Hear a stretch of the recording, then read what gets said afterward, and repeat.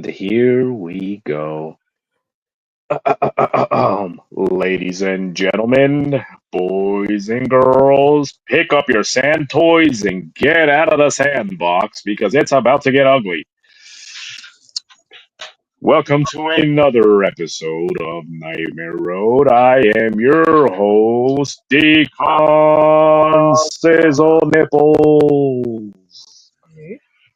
And I am here with a very, very fabulous.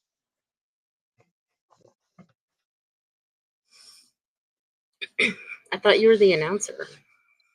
I just wanted. I got lazy. Can't do that. Slash. There you go. Yeah, that's supposed to be the crowd way. Oh. You know, yeah, you know how they all and they all do that. Mm-mm. That's what that was supposed to be. Like the whole crowd just popped and they're like, yeah. They weren't very excited to see me. I assume. Well, I mean, it was a small house and most of them were on whiskey, so what are you gonna do? So today's episode is on no glitching. Well, it's because you're already here. Today's episode, this episode is on the dark side of wrestling. Because a lot of people just see wrestling as this, silly, fun, almost like, what would you call it? Just fake. It's fake to a point. It's just entertainment. It's entertainment, but I mean, before all this, before you discovered the dark side of it, a lot of drug abuse, a lot of abuse of people, a lot of alcohol abuse. A lot of that had to do like with the painkillers and all that kind of stuff, or the scandals. A lot of had to do because you gotta think. When you see people throw somebody around, they pick them up and they slam them on this mat. People think that it's like a mattress, and it's not a mattress. You know what that floor is made out of? No. Plywood.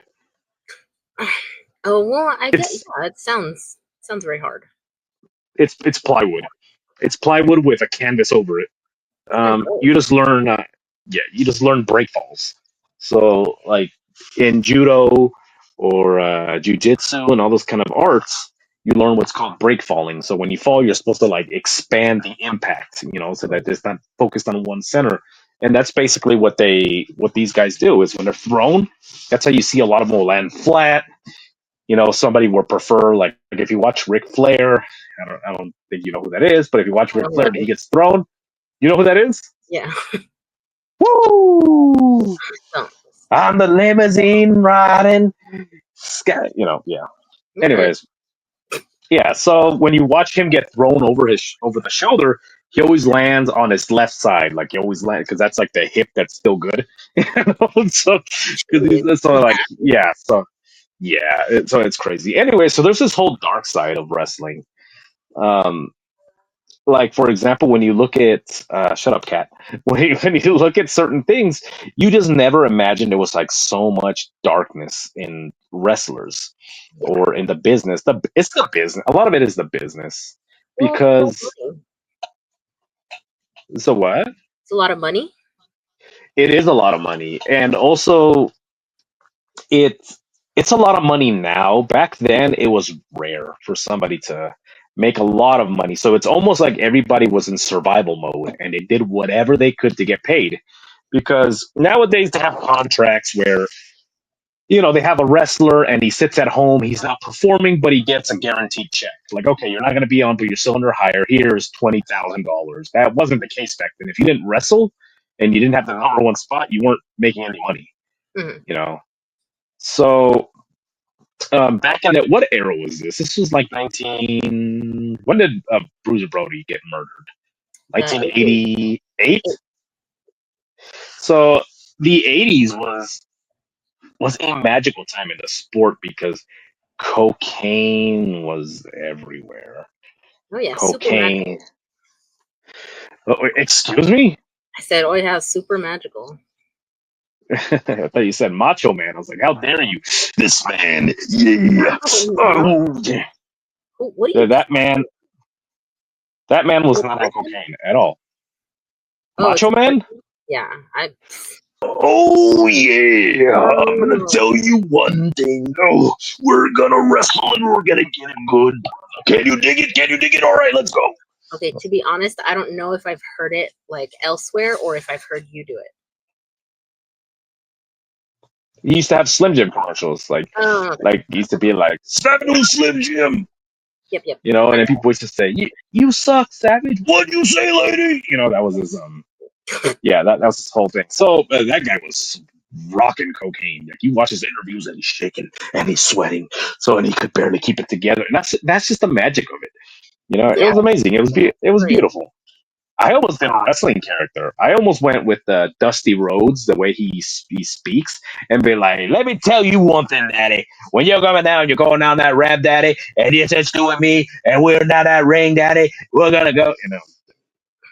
Yeah, he was the only guy that could call another man daddy and not be gay. So Mm-hmm. so anyway, so around this era, the territory, each area had a territory. It wasn't like it is now. Like WWE now is going all across the United States. We'll be in Atlanta next week. We'll be in Hawaii. It wasn't Oh, like that. Everybody had territories. mm, So there was a lot of competition going on between these companies. There was a lot of backstabbing going on to the point where a certain there was a this is a whole different case. A promoter was abducted by wrestlers from a different territory, and they beat the fuck out of him. And Jesus. Come on. yeah, because he was like the competition. So anyway, so Bruiser Brody was a guy that if you watched him wrestle, he was a wild guy. He had the wet hair and he'd make the face, and he'd Mm. growl, and he had the chains and he had these big furry boots. He kind of looked like Lil Kim, with those big furry ass.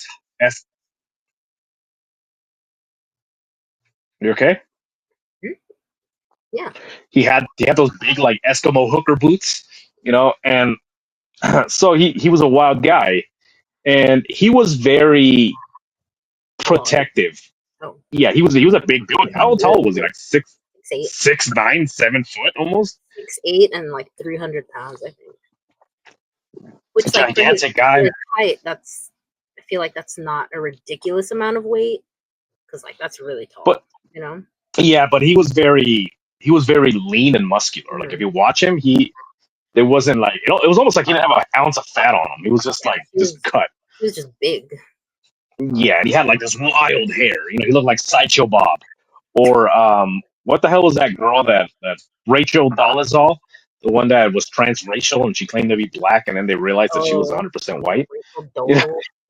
That was yeah, really whatever her name was. She changed her name, by the way. Now her name is like Shaquifa Amari, some oh, other bullshit.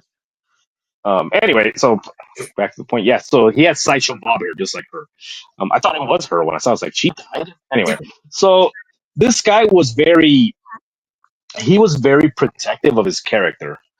He wanted people to think that he was like a wild savage and he would act like a savage. He would growl, I guess, backstage sometimes. People are like, all right, this dude, fucking take it easy. yeah. And he was also famous for no selling. Mhm. And for those of you that don't know, no selling is, let's say me and you are locked up, right? Me and you were wrestling. We're wrestling. And I go and I don't know, I rake you. And instead of you like, you don't play along, you just stand there. And then I fake punch you and you just stand there. So he was famous for doing that. There was actually a famous incident with a wrestler named Lex Luger where he was like punching him and he was just standing there and this guy fucking hits him for real. And he starts like trying to kick him. And Yeah, Lex Luger's like, I'm kidding. didn't he do that a couple times? Like he would like hit Yeah, people on purpose. he would hit him. He would stomp on their heads. He did that to the Undertaker when the Undertaker first broke through into Mm-hmm. wrestling. One of his first matches was against him, and he tells a story. He's like, "Yeah, you fucking kicked me right in the jaw," Yeah. you know. Then he took turns like soccer kicking me in the head, you know, and that's just how he was. And backstage, depending on who you were, he was either kind to you or respected you, or he was just a douchebag. Like his You wife know, said he was a completely different person at home. His second. Yeah, probably. Yeah, his second wife. Yeah, the first one he probably divorced her by like hitting her in the head with a steel chair. Maybe she deserved it. Who knows? But the second one said that he was completely different. Like when he was at home with her and their son, he was very nice, very he's gentle.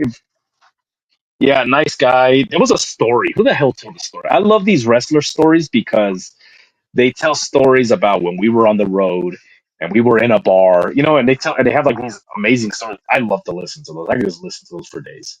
So this guy told a story that he was with Bruiser Brody and they were in a bar and Bruiser Brody was wearing like a hat and he was wearing like sunglasses, and he's just trying to drink and then somebody recognized him and he's like, Bruiser Brody, is that you?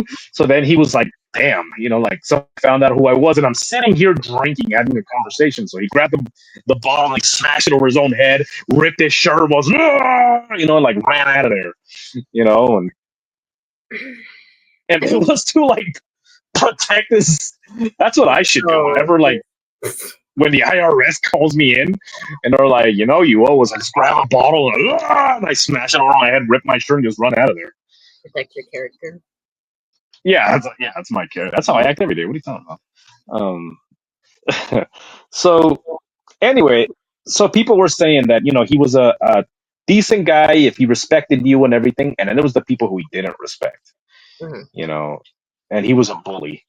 Like he would intimidate people.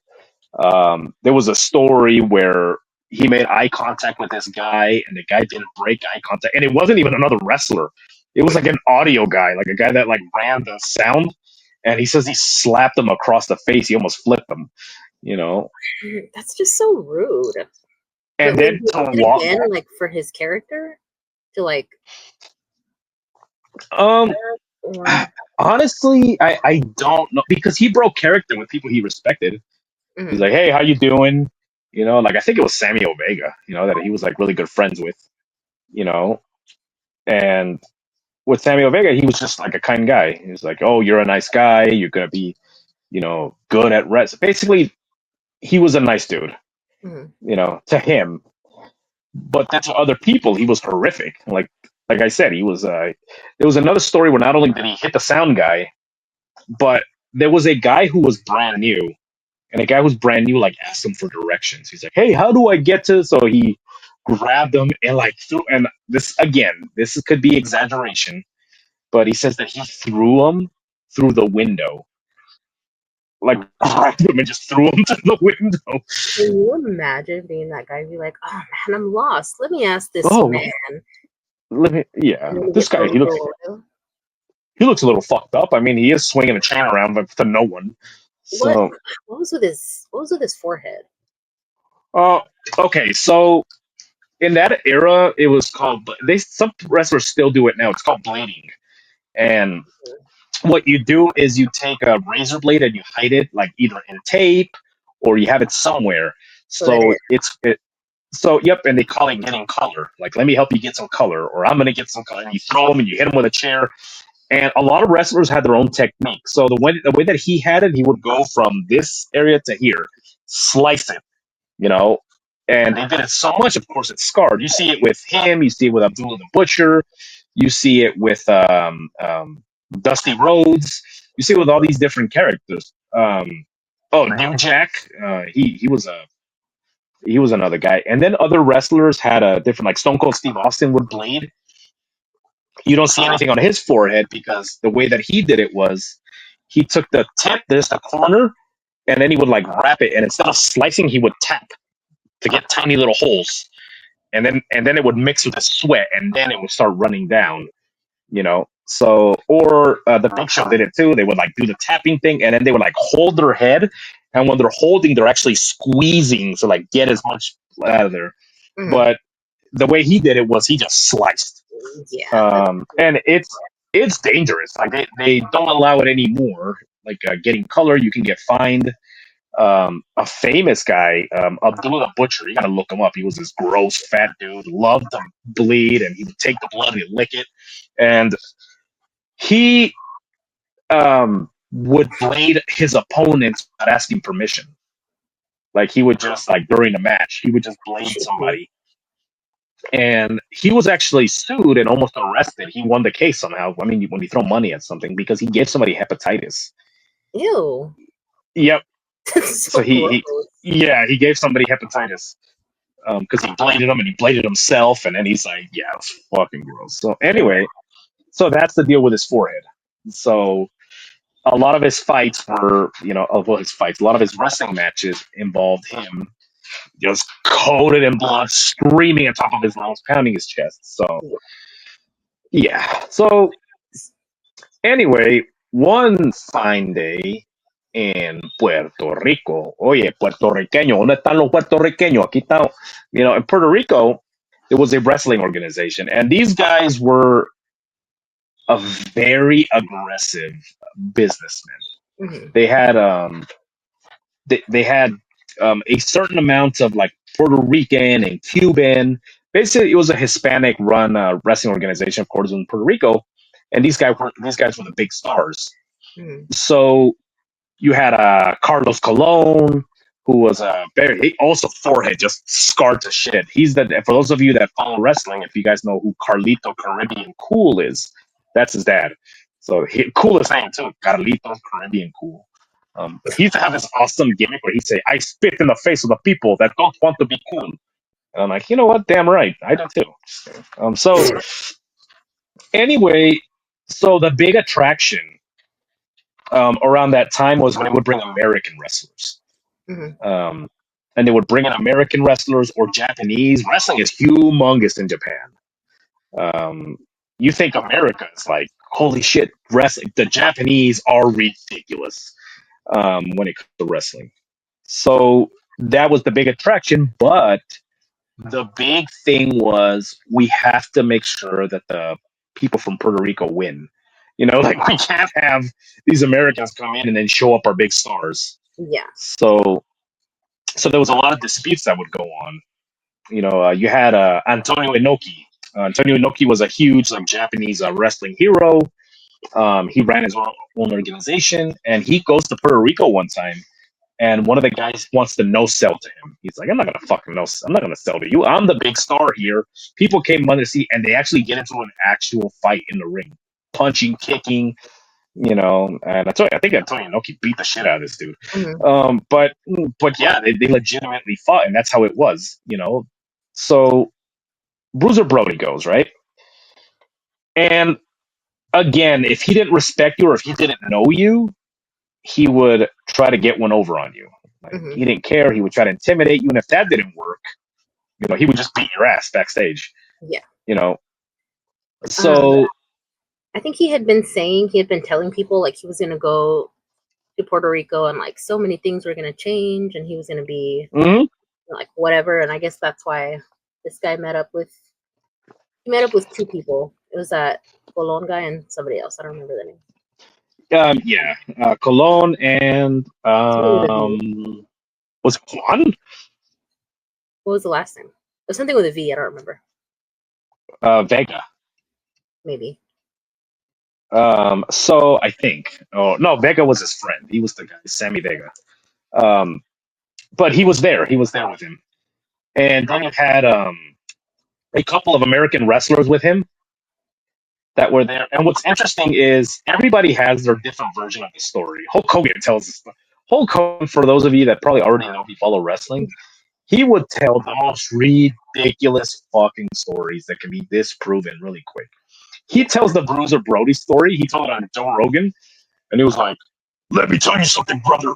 I was right there, dude, standing 3 feet away from him, and I watched Brody just get his throat slit from ear to ear, brother. And I was like, you know what? If he slit my throat, brother, I would start to walk up, and then I would start getting the crowd going as the blood would start going back into my throat, brother. And I would big boot him and beat him 1, 2, 3, brother. He told his version. Get stabbed. The what? He said literally nobody saw him get stabbed. No, Hulk Hogan said he did. He said, I saw him get his throat. Like literally nobody did. Yeah, no one did. Because these people. What do you mean? These filthy Puerto Ricans. They did the old. Que me importa? Me vale verga. Que vengan los puertorriqueños, los agarro. Que no jodan. So they did it prison style. Hey, let me have a conversation with you in the shower. Just like they did in prisons. You know, and that's where shit went down. Yeah. So anyway, so this guy, wants to have a word with him. Um, so he goes, right, gets in the shower with him, and then people hear it. They don't see it, but they hear it, You hear a scuffle, right? They and hear a then they hear scuffle, 2 loud screams. and people think that they hear a oh, oh, and the way Vega tells the story was that he believed that Bruiser beat him up and that he was just doing his wild man the way that he did. Mhm. Um, but did he say that he walked in there and he was holding his stomach and there was like blood everywhere? And Yeah, Tony Atlas said he ran in there and saw. so he's like, I walk right in there, right, and I go and see him, and he's holding on to his stomach. I'm like, hey, yo, what's going on? You hold on to your tummy. What's going on? Yeah, So exactly. That's exactly what he said. How did you know? yeah, you thought it? Yeah, it's me. So I'm 100. I'm 100 years old. Yeah, he said he walked in there and saw him like hunched over, like holding his stomach. Yeah, And holding then his he stomach. looked up at this man, Jose Gonzalez, and saw him with a bloody knife. Where they bled. That was the guy's name, Jose. How can you not know Jose? What? If What? if you go, if like I couldn't remember the name Jose. Did I? Or did I say it? I don't think so. I thought you just didn't say it. I don't know. I didn't know I you don't know. I didn't might have. remember it. Oh. I thought I did. I thought I guessed. Who cares? If you go down to Home Depot and you're Jose, you see like 100 people turn around. Um. Anyway, so he sees this guy and he's hunched over, and then he's bleeding, and this guy just walks off, right? Like this guy just walks off like as if nothing happened. Nobody pointed him So out to get nope, arrested. no, Well, one person did, but yeah. yeah. So this other guy comes in and he uh, Dutch Mantel, right? Mm-hmm. He talked about how he was there before the stabbing, and we've had conversations about this, not with you, but we've had conversations on the show about how sometimes you just feel tension in the air and how thick it is, Mm-hmm. and you're very young. It's almost like if somebody was caught cheating in a room, and then you had no idea. You walk in, you're like, damn, this atmosphere feels wrong. What the Yeah. hell's going on? You can feel it. So he said that he sat down and he felt it, and he was like, I don't know about you boys, but I'm getting the hell out of here. So he leaves because he didn't like the feeling. And then literally, like as soon as he walked out the door, he saw him walking in. Yeah. Fucking stabbed him. So get stabbed. Um, these guys, called the emergency services. I mean, and what is it, 877, 87 adult. And so it's something like that. But they don't have ambulances. At least back then they didn't. Now in some areas depends where you're at. I thought So they the way did. that they no, the way that the guy said, because they asked the guy Vega, like, did you guys call an ambulance? He's like, no, there's no ambulance. He says, when you call the emergency number, paramedics hop on a taxi or a vehicle or like a car and they go over there. And it's also priority. Like if you're not important, if you're not this, if you're not they'll just leave you on a back burner. We'll get to you later. Roland, come on, man. So Do you think they purposely like delayed it because he was an American? yes. Well, I don't think that it was because it was an American. I think it was because where it was and who it was. Yeah. Because these people were like the mob, and in the wrestling world, right? In that area, because they brought in all the money. They were the mob. So they had all these they had all these people, the Italian mob. They had all these people, and they would pay off police officers. Some people talked about how in this wrestling organization, somebody would get straight up murdered, not just stabbed, but beat to death. And then the cops would show up, and the guy that ran the organization was like, "Listen, nothing's going on." The cops were like, "Okay, we didn't see anything," and it would leave, and everybody's like, "Mike's dead right there." And they're like, "No, no, we don't see." I know what happened. A little bit. Yeah, and then that's what happened in this incident. So they went to court. The guy was brought into court, and they tried to basically say, okay, when you go into the shower, did you read that part? Did you hear that part? When you go into the shower, Go ahead. they okay. So oh geez, I'm under the gun now. So it says when you go into the shower, you take the towel and you put it over your neck, right? And it was like sometimes, and he says, is that not how they were in the shower? And he was like, no. Where was it the towel? And it was over his neck, right? And he was like, no, he had it over it, like over his hand, like Oh, probably yeah. obviously to hide the knife, Mm-hmm. you know. And he was like, no, no, no. When you get in the shower, you put the towel over your neck. And he's like, no, like this is not how he was. Like he had the towel over his hand, and he's like, so over his neck, right? So then he's like, no, and he says, okay, no further questions. And he says, you're free to go. And he's like, what the?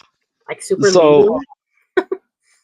yeah, and then that was it. So then they told him like, okay, no further questions. So then he hears that it's like, well, this he was found innocent.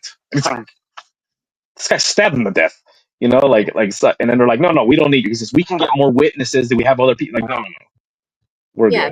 good. He claimed self-defense, which like Yeah, how do you and you walked into a shower with a knife, yeah, like it's and everybody was like, oh, it's, okay, yeah. and then this guy Vega talks to him, and the guy walks over to shake his hand as if he's like, oh, he said, oh, gracias por todo, hermano. Thank you for everything, brother. And he goes to shake his hand, and then he's like, for what? He says, I'm not with you. He said, and then he said, ¿sabía usted que este hombre es un padre? And he's like, ¿qué? Who Que about este who? hombre es un, about the guy that died. Oh, uh-huh. Because, so before the thing, they let him know, like, oh, by the way, he's dead. Mm-hmm.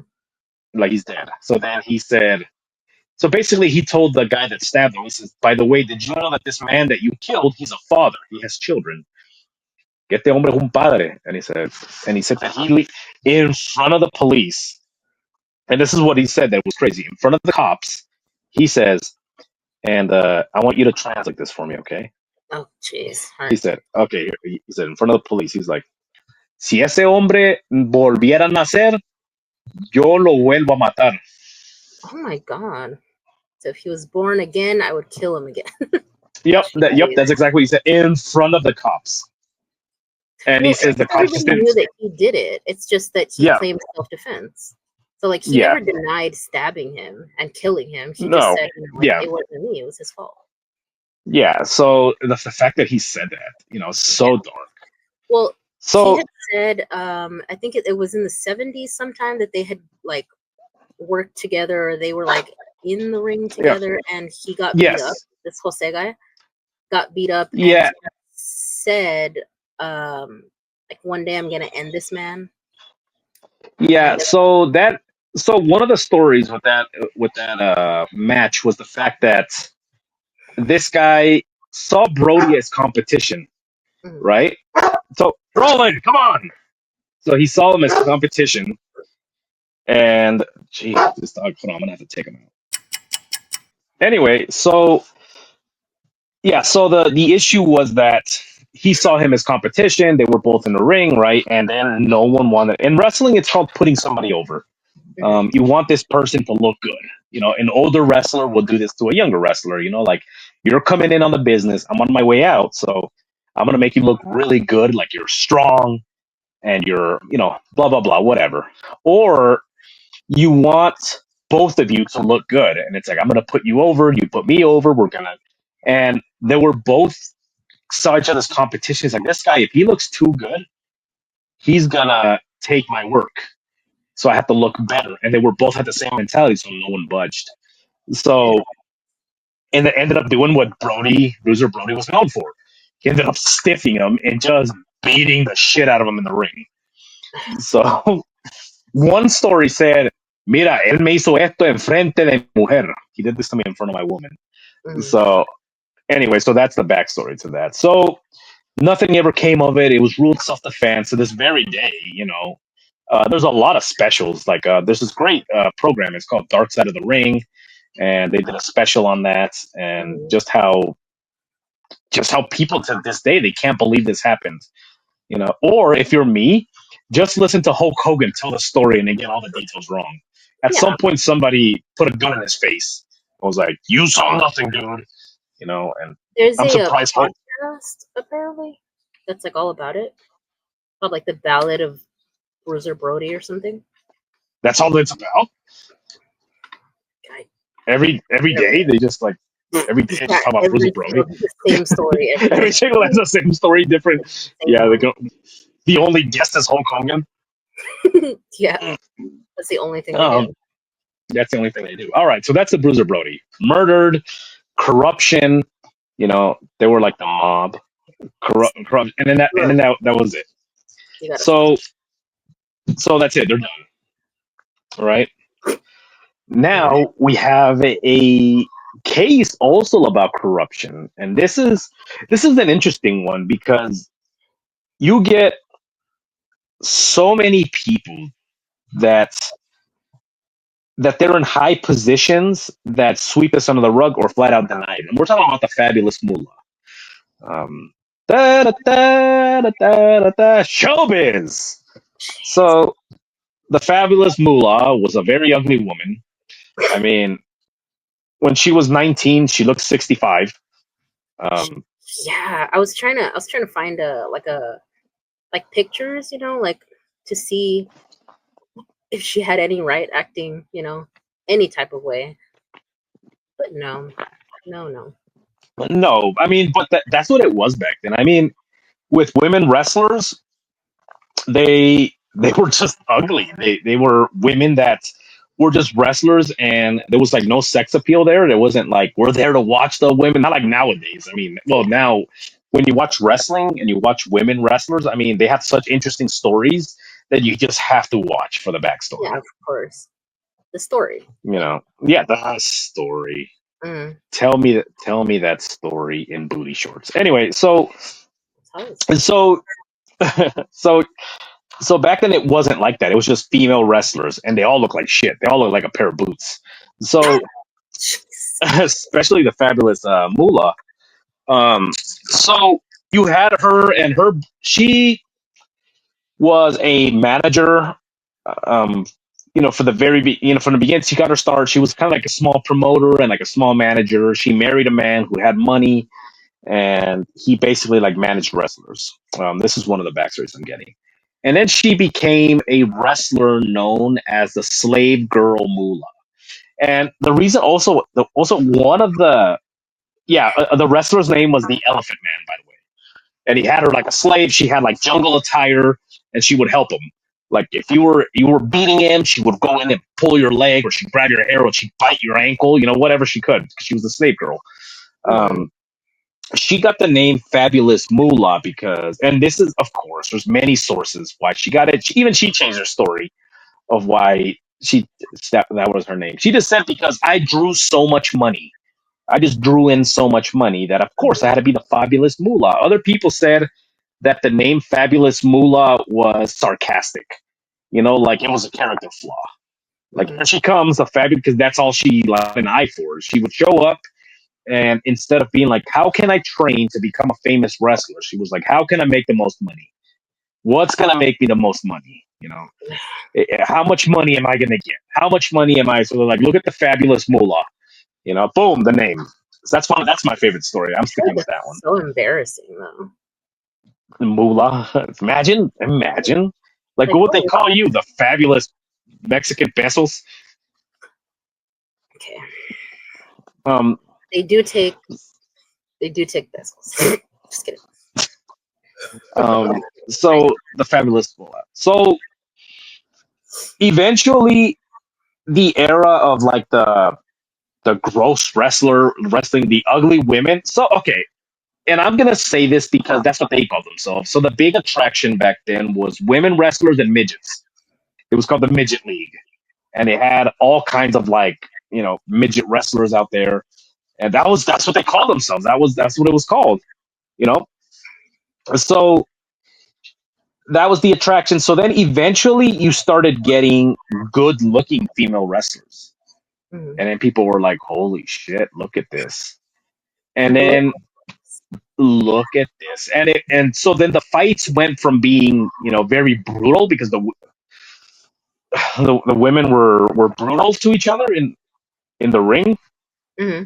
and it went from that to more you know I'm gonna knock you down, and then I'm gonna posture myself a certain way for the audience. Mm-hmm. So then Moolah got a bunch of money because she became a manager. So she's like, I'm gonna start managing wrestlers, female wrestlers.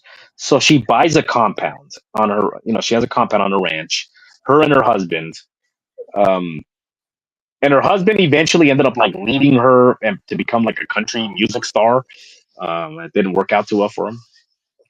And so anyway, so then she had all this money and she had all these female wrestlers. So she starts charging in nowadays, today's money, like the equivalent of $10,000 per wrestler. She's like, I don't care how you make the money, you're gonna make it up. I'm gonna represent you. So she had a stable, like a literal stable of girls, because you got to understand, this was like 60s and 70s, right? Even late 50s. So this wasn't a place where it is now, how everybody has like, the organization itself sends people to go be trained. You have your own manager. This person had so much control over your career that if you wanted this person to have you wrestle, it was up to your manager, up to her. Mm-hmm. Like they So had to go through her, basically. yeah, they had to go through her. She was the gatekeeper. So Mm-hmm. she had a stable of girls. So this is where it gets dark. So she would go to certain territories where they didn't need female wrestlers. Or like, we don't need female wrestlers right now. We have the midget wrestling. Like, we don't need the women. And then she said, look, I'm getting very pretty wrestlers. Did they not have like women midget wrestlers, or was it all? Yeah, they did. They had very few. I think there was one famous one that actually worked with Moolah, out of all things. Them in a different category, though? No, yeah, it was a different category. So she couldn't become part of the stable. So anyway, so then she's like, look, I just got these fresh teenage wrestlers. They're runaways. Their parents are not around. You know, all you have to do is, all you have to do is give me the okay. I'll let a couple wrestlers wrestle that night. You can have them all night long. And then he's like, well, I want an audition with these girls. So they would bring the girls.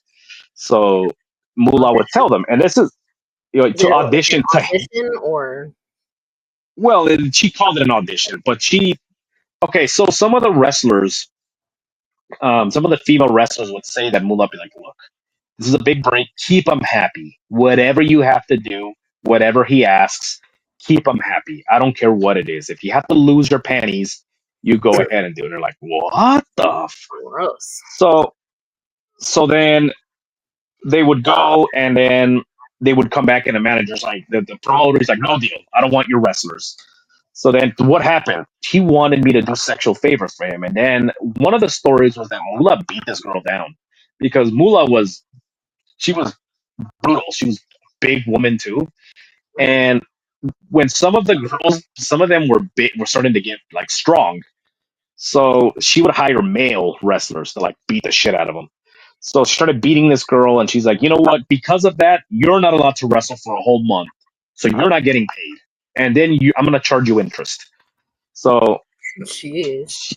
she also had curfews. You be back here by 7. If you're not back here by 7, you're going to have to sleep on the street. You got to think. This is before they had shelters. Didn't she do the same stuff to her daughter? Yes. So she had a daughter. Her daughter had surgery. She had a.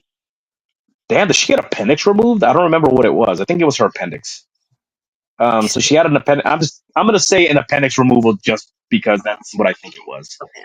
And she said, hey, I can't wrestle. I have a doctor's note. The doctor said, hey, like I can't. And she said, if you don't wrestle, you don't have a place to stay.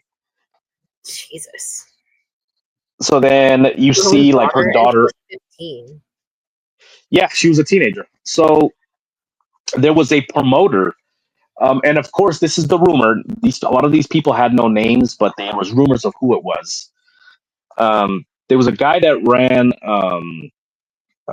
Southern wrestling, like Deep South wrestling, whatever the hell it was. And he was this big fat dude. I think it was Bill Watts. One of the stories. And then he was like, "Look, I have enough women, I'm a big shot." And then she's like, "Have you ever had a young woman?" So she bring, and this is the rumor. This is what some of the wrestlers that were there said, that they saw Moolah come in, bring in her daughter. She was 16 now, and she says, "You're gonna go in with this man. You're gonna stay in his office, and you don't leave until he's nice and happy." So then they said that the daughter came out, and some people said that her daughter was in tears. And then he's like, "Bring me three girls. 3 girls they're gonna be on the card tonight." And she was like, and this is what I'm called, "Hot damn," is what she said. Hot damn. And it worked. So it worked. So then she started doing this more and more. And some of the wrestlers, as they started to notice that if they were pretty, Moolah was going to pimp them out. You have, what the hell's his name? Again, Dutch Mantel Dutch Mantel right now. He has a great podcast. He talks about all these old wrestling stories. He said, "I'm not gonna go into details," because he was out on the road he said in the 1970s. He was out on the road and he saw fresh faced wrestling girls. They were wrestlers, and he's like, "Whoa, where are you wrestling at?" She's like, "Oh, I'm here part of Moolah stable." And he says, "Are you on tonight's match?" And she's like, "No." He says, "Then what are you on the road for?" She says, basically, he said, she was there to show Vince McMahon Sr. a good time. She would ride around with fluffers. But so okay. So the podcast, the guy's co-host, Dutch Mantel's co-host, he's like, "What are you trying to say, Dutch? What are you trying to say?" He says, "I'm gonna come out and say it." He was pimping out these girls. She was pimping them out. And it was like, damn, because there's no other way to put it. Yeah. She was pimping them out. So Vince McMahon, the guy that's here now, "Well, Sean, you're a good-looking man. Kiss me in the mouth." That Vince McMahon. Well, he's never said that, but that was a rumor too back then. His dad ran a wrestling organization who, out of Connecticut, he had an organization, and Moolah would bring him girls all the time, and then he would tell a lot of the crew members, "Well, Moolah's come here and she's bringing her girls, so no one disturb me. I'll be busy for a while." And then Moolah would bring in the girls. He would pay her, and then it got to the point where they said that she was no longer even doing it to get wrestlers on the card anymore. She was just doing it for cash. Mm-hmm. Give me the money, I'll bring you the girls. So one of the girls was Luna. For those of you that watch wrestling in the 90s, you see her. She's got that half-shaved head. She's got like this face, and it's kind of like she looks fucked up. So she said she used to be very pretty, and she saw what some of the girls what she was doing to the girls, and that the stories that they would tell. So she began to like make herself like more masculine. She would take frozen bottles, and again, this is coming from her, so I don't know how. She frozen bottles, and she would like press them against her face, get scar tissue over her eyes to give her more of a manly appearance, so that Moolah would overlook her. I need a pretty, and overlook her. You. So not you, you fucking freak. So then the more accusations started to come out, especially in the 90s. More accusations were coming out, and then Moolah comes back to wrestling. She comes back to WWF, Vince McMahon Jr.'s organization, and she's coming back, and she's being portrayed. Isn't she like 100 at this point? Like, yeah, she was around like 90 something. So she was a million years old. Mm-hmm. Somebody said even back in the 70s, she was the waitress at the Last Supper. She was so old. Because she was old, So she died like a week after her last match. Yeah. So she was arrested. She was the one that was saying like, "Oh, Moses, I don't think we need to be crossing this."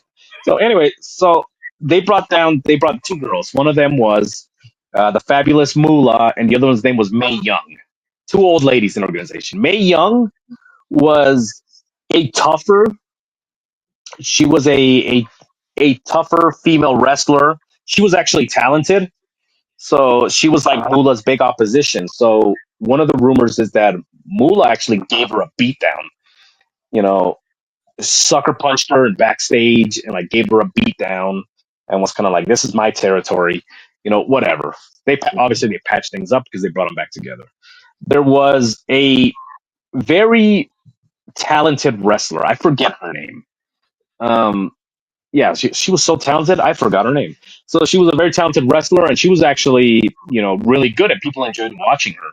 So Moolah starts to get She was ugly or something. what?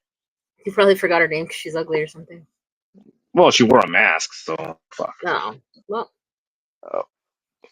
So she was mafia. So she was a very talented wrestler, and I guess that Moolah was afraid that she was going to get hired on. Mhm. So she was going to get hired on, and they're like, "Damn, she's going to be full time here, and she's no longer going to be one of my girls because she pimped her out the most, I guess." So what ended up happening was she gets a title shot, and she's out there and she's wrestling. She's doing good, and a masked woman wearing like a spider costume, like type of mask, goes into the ring and starts beating the shit out of her and stomps her out. Literally stomps her out, and there's blood, and she's punching her in the face, and then pins her 1, 2, 3, and wins the title. And they're like, "What the?" And then the girl's opponent is out there like, "What the hell just happened?" And Moolah's champion, and then she says, "Get the fuck out of my stable." Yeah. Well, the girl didn't know, right? Like she like nope. She was blind. Mask and saw that it was this lady. Yeah, it was the lady because she's getting assaulted. Yeah. So she's getting assaulted, and she's reaching up and she's grabbing, pulls off the mask, and it's the fabulous Moolah. Didn't give a fuck, kept punching her, stomped on her, and pinned her 1, 2, 3. At that point, when you're like, okay, what's happening, and you know who it is now, like this person, and you're a girl that's a lot of these female wrestlers were runaways, by the way. They were girls that left their lives, left their homes. Some of them were underage, and they had nowhere to go. And this was their big break. Their big break is, if I make it into wrestling. A lot of it was because the fabulous Moolah gave them this dream. If you can become da da da. You can run your own organization. And these girls, of course, are going to put up with it because they're homeless. And so, anyway, stomps out this girl, beats her for the title, kicks her out of her stable, whatever. So then this girl writes a book detailing like everything that Moolah has done, what she was doing. Wendy Richter. And it was like insane because I remembered the name, but I couldn't. Yeah, I wrote the book, and then other women started writing the book, and these women started to get death threats. Like, keep this up, and they were like very like, if you write this book and you publish it, somebody's gonna stab you, just shit like that. Just like you ever heard of Bruiser Brody, bro? You ever heard of Bruiser Brody? Okay. Jeez, so that man was gonna come and do the same thing. Just get away with it again. No, she was like, Bruiser Brody's zombies gonna come over here and fucking eat you. He's under my stable. I pimp him out. So anyway, so Vince McMahon brings back Vince McMahon Jr. brings these girls back on, and Stephanie McMahon talks about her like she was like a grandmother. She was all these things. She was great, but she brings girls with her. She starts bringing girls, and then wrestlers are saying that they're seeing Vince McMahon party with them and get a room with them and do all these things. She was doing the same thing. Yeah, same thing. Up to the 90s. There was one wrestler, I think, that was a lesbian that she was like telling to go sleep with men because she was against homosexuality, but she was also sleeping with these women. Yep. So that that's another dark story. So anyway, so Moolah had like this. She was basically a glorified pimp. She was and for those of you that, and people say pimp, the correct term, I'm going to say this, the correct term for a woman that has females underneath her and then sells them for sexual favors is called a madam. in a brothel. It's a madam. Mm-hmm. It's like the comedian. You ever heard of Richard Pryor? Mm-hmm. So Richard Pryor's mom was a prostitute, and his grandmother was the madam of the brothel. So, Like her so own it sounds mom, familiar, like her own mom. Yeah, like her own mom pimped her like up, this pimped out lady. her own daughter. Yep, just like this lady. So to this day, it's still seen as because some women that in an organization are like, how fucking dare you? Moolah did so much for you. She really did. I mean, you have Jim Cornette say like, for women's wrestling, like no, she barely did anything. She was just interested in money. If you're gonna give credit to anybody, give it to Mae Young. She's the one that took the bump. She's the one that took the road where it's a and all the other one is just she just pimped girls out, and it's like Liberace, the Hollywood's worst kept secret. Like everybody knew, they just didn't care, Mm-hmm. you know.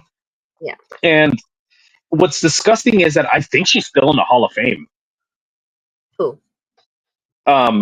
May Young, Fabulous Moolah. Fabulous Yeah. Moolah is still in the Hall of Fame, but they took away Hall of Fame of like Hulk Hogan for like a racial slur. China, I think, for doing porn, but this lady They knowing did. everything that. They did rename that thing. What was it called? Yeah, it used to be called the Fabulous Moolah Invitational or something. It was like a women's wrestling thing, and now I think it's like the Diva or something or whatever the hell it is. So they used to name female wrestling like a belt after her. And what's funny is that back in the '60s when she won the title, she wanted her ugly face on that belt. She's like, I don't want my ugly ass face on that belt. The And people miss. The thumbnail of this video has her like her raisin age. It's crazy. Like it looks bad. I showed You know what thumbnail. she looks like? It's ridiculous. She looks like Sacagawea's purse washed ashore.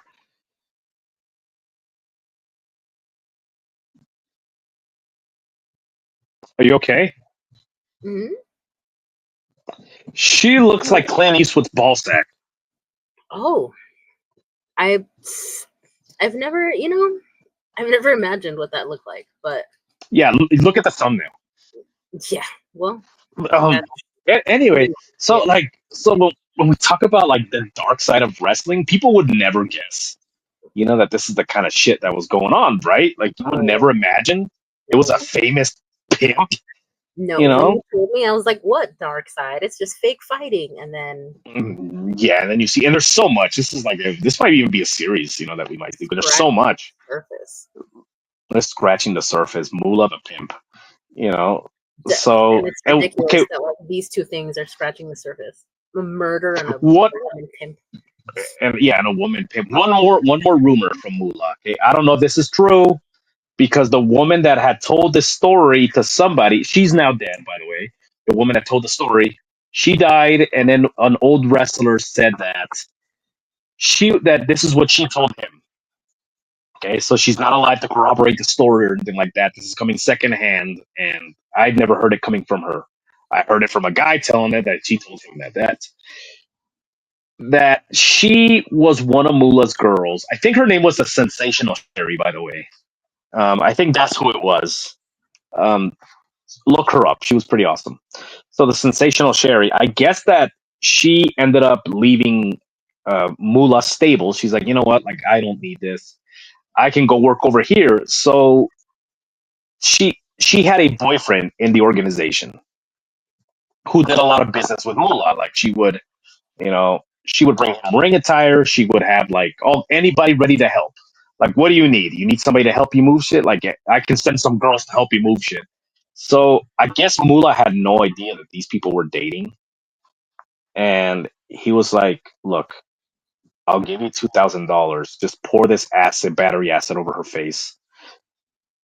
And then he's like, what the fuck? And like I said, I don't remember. I think it was Sherry who said this. But her wife's like, you need to get the fuck out of town. Like Moolah's recruiting people to fucking burn your face with acid because you're leaving. And so Jim Cornette. What? Okay, no, go ahead. Jim Cornette. He's a person, like he's also like a historian in wrestling. Somebody said, like, have you ever heard the story that, and this is the guy that's with him on there, like, you ever heard a story that somebody was gonna pour battery acid over this wrestler's face? He goes, yeah, I was there. It was fucking crazy. You know, and he tells the story. So I was like, okay, that's somebody else that heard it. You know, so wasn't this lady? Didn't she like almost get? I guess like somebody was trying to pimp her out, this Moolah lady, and she like didn't want to deal with it, so she was like, "I'm gonna go off on my own," and then she started doing it. That's what I heard. yeah, so yeah, but this she was a teenager when this happened. Yeah, it was before she was started. I mean, I think that's where she like. Yeah, yes, you got the idea because I think her mom died, and her dad, she was raised by her dad, and her dad would take her to wrestling shows, and she fell in love with the whole thing. She's like, there's girls that are wrestling. And the reason why the dad took her to wrestling, you gotta also think, like, this is fuck. It was like 1940s, 1930s. You know, the guy didn't know. It's like, you don't have a mom. I don't know how to raise a girl. I'm gonna take you to a wrestling show to get your mind off the fact that your mom's dead. You know? Jeez. And then she stuck around, and then somebody approached her, and somebody's like, hey, if you really like this, I can help you, you disgusting looking creature. You know, and then I guess that they did the offer and took her under his wing, and then tried to do that, and she was like, yeah, I'm not doing that. And then she was like, that's a good idea. Yeah, that's insane. Can you imagine being that type of person? Like, absolutely not. I'm not doing that. But I will. Yeah, it's gross. Like, there's obviously, like, you know how they say that, you know, when somebody gets abused, they repeat the cycle because they don't. You've got to be really fucking dark to know what you felt like, and now you're willing to impose that on someone else. Mm-hmm. You know, like, they say that a lot about people that got abused, sexually abused as children, that then they like go on to. But like, why? Like, why would you? yeah, why would you do that? Like, why would you? So it's just dark. You know, it's just like a dark part of a human psychology. So anyway, yeah, that's the fabulous Moolah. There's a lot of stuff out there. You'll find 50 different podcasts out there talking about her, and a lot of them don't want to talk too much about it because people attack them. Hey, you just hate women, and I'm like, so what if I hate women? Of course I do. Yeah. You know, I'm just kidding. No, I don't hate women. Women are actually my favorite object to use. So, yeah, you'll find like all these different, and it's dark. I mean, I think Dark Side of the Ring actually did they actually did a piece on her. You know, and they have some of the girls on there talk about their experience with Moolah. Some of them had their faces blacked out because still, you know, yeah. What are you gonna do? Well, I mean, it's because I think they're still working for people that did business with her. Like, for example, Vince McMahon, like, shit, he's still kicking around, you know, and we can do a whole episode on him, you know, the dark shit that he did, you know, especially very recently with a girl that was like 22 and he's like 70 something. And then he did the same thing. He pimped her out, you know, to his chairman buddies. Yep. So, oh, by the way, with Moolah, that's another thing that we didn't cover. He would take her girls, and she would lend them out to the wrestlers like a party bus. Here you go, have at them. And imagine all these fucking animals on cocaine. You know, just, you know what I mean? And then some of them told stories about they would just go home with black eyes and just. God, but like, why?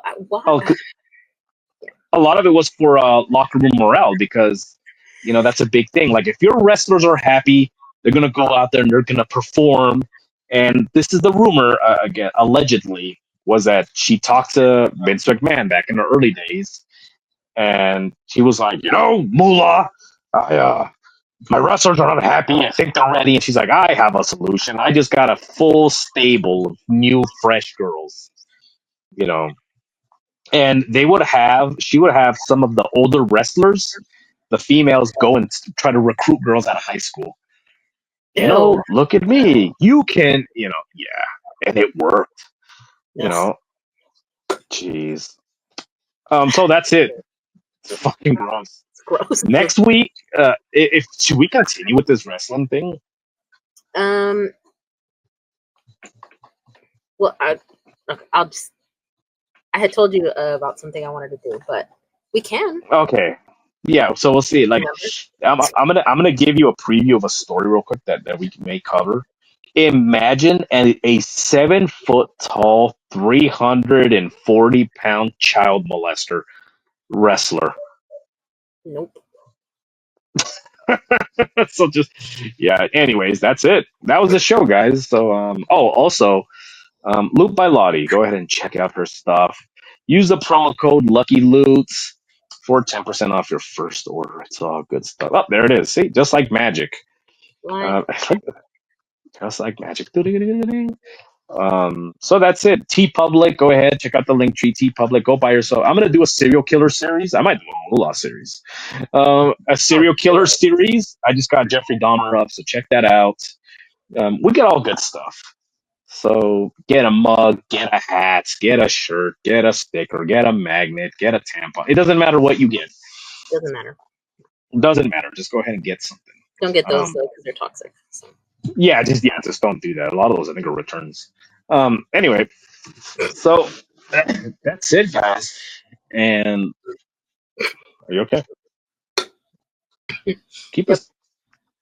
And remember, guys, to always look both ways, especially when you find yourselves on Radio Road. Oh God, you had to